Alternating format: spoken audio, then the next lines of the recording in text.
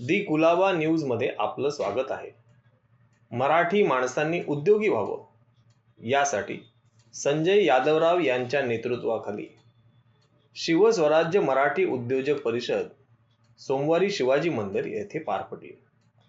या कार्यक्रमाचं वैशिष्ट्य म्हणजे Samruddh Marathi chamber of commerce, Shivswarajya Mi Marathi Abhiyan, Shivswarajya Marathi उद्योजक समूह, मराठी चेंबर ऑफ कॉमर्स आणि शिवस्वराज्य मराठी उद्योजक परिषद यांची मुहूर्तमेढ रोवली गेली. या प्रसंगी रजनी शिवानी, अमित दुखंडे, डॉक्टर रत्नाकर ऐरे, राजेंद्र सावंत, ऋषिकेश गोडबोले, संजय मोरे, अनिल फोंडेकर, राजन मांजरेकर आणि विजय कलमकर ही मंडळी उपस्थित होती.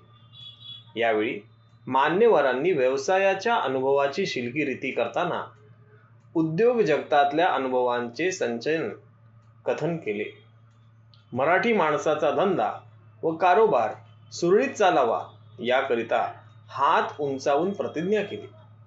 अनिल फोंडेकर, अध्यक्ष मुंबई व्यापारी असोसिएशन आणि संस्थापक अवनी लघुउद्योग फिरते विक्री केंद्र.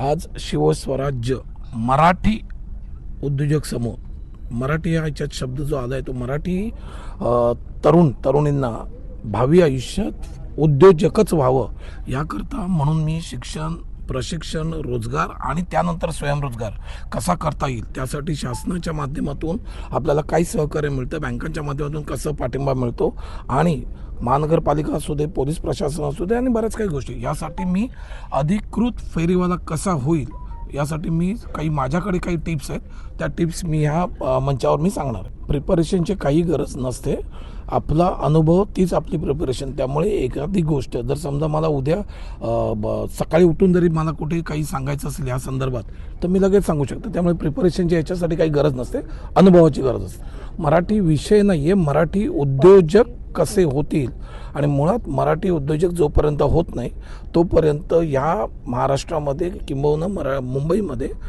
जे काही परप्रांतीयांचे जे साम्राज्य आहे त्या साम्राज्याबद्दल आमचा काही विरोध नाही, कारण कोणी कुठल्याही राज्यामध्ये यावं, त्यांनी खावं. पण याचा अर्थ असा नाही की आमच्या मायभूमीवर आमचाच हक्क आहे आणि इथे उद्योग पहिल्यांदा मराठी माणसाचा असेल. नमस्कार.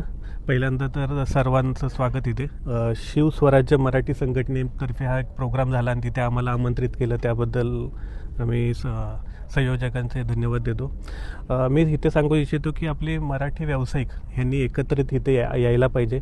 असे काही प्रोग्राम्स असतात, उद्योजकांची नेटवर्किंग मेळावे, अशा व्यवसाय आपल्या जे तरुणांनी एकत्र आलं पाहिजे, आपलं स्वतःचं व्यावसायिक नेटवर्किंग केलं पाहिजे आणि आपला व्यावसायिक जो विकास साधला पाहिजे. आपले सर्व व्यावसायिक आपल्या इथे एकत्र येतात आणि ह्याच्यातून एक वेगळं बरंचसं घेऊन जातात. आपण बघतो की कोणताही व्यवसाय जर का करायचा असेल तर आपल्याला कनेक्ट पाहिजेत आणि कनेक्ट कुठे भेटतात तर आपले हे उद्योजकांचे प्रोग्राम्स यामधून करतात. तरी मी मराठी तरुणांना सांगू इच्छितो की असे कनेक्ट मेळावे प्रोग्राम करत राहा, जेणेकरून आपल्याला व्यवसाय आपण जो करू त्या इथे आपल्याला व्यवसाय वाढीसाठी मदत होऊ शकते. आपका पहला कदम क्या था इस मुहिम को लेके? मी तर म्हणजे ॲक्च्युली मी ज्यावेळेला तर मी CA झालो तेव्हापासून मी बघतोय की आपल्याला माझा स्वतःचा जर मला क्लायंट वाढवायचे तर मी आपल्यासारखे जे उद्योजक आहेत त्यांना भेटतो, त्यांच्याकडून आपल्याला काय करता येईल का. तर मी तेच आपल्याला सगळ्यांना सांगतो की आपल्याला हे नेटवर्किंग करणं गरजेचं आहे. आणि आपले सर जर आलेत, प्रत्येकजण आपल्याला काय करत असतो की आपले अधिकारी, सर बोलले आत्ता की अधिकारी वर्गांनी एकत्र आलं पाहिजे, अधिकारी वर्गांनी आपल्या व्यावसायिकांना मदत केली पाहिजे. तर मी इथे सगळ्यांना आवर्जून सांगतोय की सर्वांनी एकत्र येऊन सर्वांनी आपण आपला जो सरांचं जे संजय यादवराव सरांचं जे ब्रीदवाक्य आहे की एकत्र येऊन महाराष्ट्र धर्म वाढवावा. धन्यवाद. सर्वप्रथम मी संजय यादवरावांचं अभिनंदन करतो, त्यांनी एक चांगला कार्यक्रम ऑर्गनाईज केला आहे. माझ्याबरोबर पहिल्या रांगेत जे बसलेले ते सगळे दिग्गज मंडळी आहेत आणि त्यांनी त्या क्षेत्रामध्ये चांगलं कार्य केलेलं आहे. मी उद्योजक होणार गेली 15 वर्ष चळवळ चालवतो, त्यामुळे कार्यक्रम ऑर्गनाईज करणं काय एक दिव्य धनुष्य पेलण्यासारखं आहे. त्याचबरोबर आजचा जो विषय संजय यादवरावांनी जो घेतलेला आहे, मराठी फेरीवाले असो, मराठी उद्योजक व्यवसायात आलं पाहिजे. आपण प्रांतीयांना दोष देण्यापेक्षा त्यांच्याकडून बऱ्याचशा गोष्टी शिकल्या पाहिजेत, त्यांच्याकडून चांगले गुण अवगत केले पाहिजे. कारण मी स्वतः वृत्तपत्र विक्रेते असल्यामुळे ती जी मानसिकता असते, उद्योजकी मानसिकता असते, होऊन पाऊस वारा याचा तमा न बघता रस्त्यावर बसून धंदा कसा करायचा, अधिकाऱ्यां BMC पासून अनेक प्रश्नांना ते सामोरे कसे जातात, ही खरोखर गोष्ट शिकण्यासारखी. माझ्या बाजूला अनिल फोंडेकर सर आहे. त्यांनी अवनीच्या माध्यमातून मराठी तरुणांना जवळपास 477 गाड्या उभ्या करून दिलेल्या आहे आणि त्यांचं ध्येय फार मोठं आहे. त्यांना 10,000पेक्षा अधिक मराठी तरुणांना फेरीवाले बनवायचे आहे आणि नुसतं फेरीवाले नाही, त्यांना प्रशिक्षण देऊन त्यांना त्यांची मानसिकता तयार करायची आहे. तर ह्या कार्यक्रमात तुम्ही अधिक संख्येने मराठी उद्योजक आले पाहिजे. इथे बरंच काही घेण्यासारखं नेटवर्किंग, जसं आमचे CA किरण भोसलेने सांगितलं, नेटवर्किंग होतं, ओळखी होतात, धंदे वाढतात, शिकायला मिळतं. हे जे पाठ्यपुस्तकाच्या पलीकडे जाऊन जे शिक्षण आहे हे तुम्हाला इथेच मिळणार आहे, हे दुसरीकडे कुठे मिळणार नाही. त्यामुळे युवा को अवेयर करने के लिए युवा के पास जाना चाहिए, उनसे बात करना चाहिए, उनकी नीड क्या है, उनका एक्सपेक्टेशन क्या है और वो क्या बदलाव लाना चाहते हैं महाराष्ट्र में, तो उनके बारे में सोचना चाहिए. म्हणजे त्यांनी स्वतः येऊन, आता स्टार्टअपचा जमाना आहे, सर्वजण स्टार्टअप करतात आणि शासन देखील चांगल्या पद्धतीने या स्टार्टअपसाठी सहकार्य करतात. चांगल्या गव्हर्नमेंटच्या योजना आहे आणि बँक्स पण चांगलं सहकार्य करतात. फक्त आपण बँकेशी चांगलं कम्युनिकेशन करायला लागणार आहे. त्यासाठी आमच्या अनिल फोंडेकर सारखे मित्र आहे जे तुम्हाला लोन मिळवून देण्यासाठी वगैरे सहकार्य करतात. आणि धन्यवाद, खास करून तुमचं देखील धन्यवाद. तुम्ही एक नॉन मराठी असून उत्कृष्ट मराठी शिकण्याचा प्रयत्न करतात. जोरदार टाळ्या तुमच्यासाठी आणि तुमच्या चॅनलसाठी झाल्या पाहिजे. थँक्यू. आपण शिवस्वराज्य ही संघटना नाही, ही लोक चळवळ आजपासून सुरू केली. मराठी माणूस, मुंबईतला मराठी माणूस, कोकणातला मराठी माणूस, एकूणच जी परिस्थिती आहे आणि सगळ्याच क्षेत्रात, मग अगदी नाटक असेल, सिनेमा असेल, मराठी शाळा असेल, मराठी भाषा असेल, आणि सगळ्यात महत्वाचं, आम्ही मुंबई सोडून कल्याण डोंबिवलीत का जातो, आम्ही आमची घरं का विकतो, आम्ही टॉवरमध्ये का जात नाही, आम्ही टेनंट बिल्डिंगमध्ये का राहतो, आम्ही आमचीच जमीन विकून त्याच्यावर वॉचमन म्हणून का काम करतो.